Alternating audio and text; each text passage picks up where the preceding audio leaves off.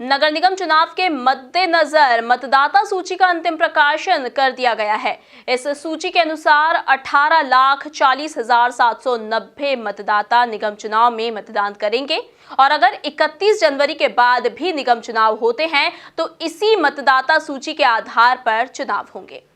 देखिए इस रिपोर्ट में। भाजपा ने नगर निगम की मतदाता सूची को लेकर शिकायत दर्ज कराई थी कि सूची त्रुटिपूर्ण है।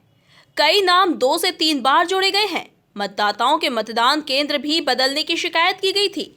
ऐसे शिकायत के बाद जिला कलेक्टर मनीष सिंह ने मतदाता सूची की जांच कराई थी। जांच में 88,000 नाम ऐसे थे जो 2 या 3 बार सूची में शामिल थे।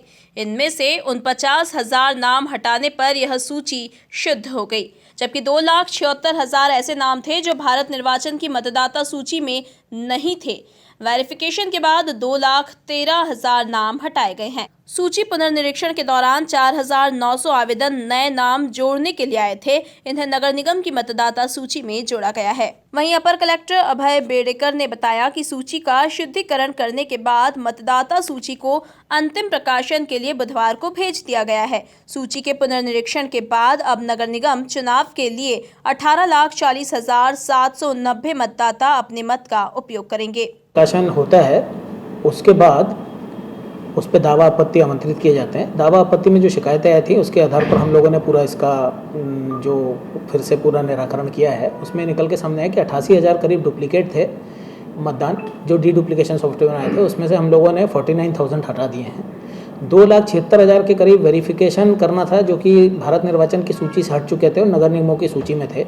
उसमें से भी लगभग 2,10,000 के करीब नाम हटाए गए हैं।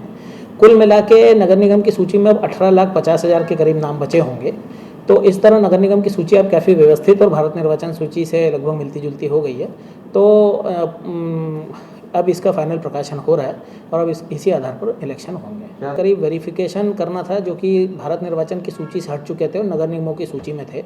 उसमें से भी लगभग 2,10,000। वहीं आपको बता दें कि अगर 31 जनवरी के बाद भी नगर निगम के चुनाव होते हैं तो सूची का पुनर्निरीक्षण नहीं किया जाएगा। इसी सूची के आधार पर चुनाव करवाए जाएंगे।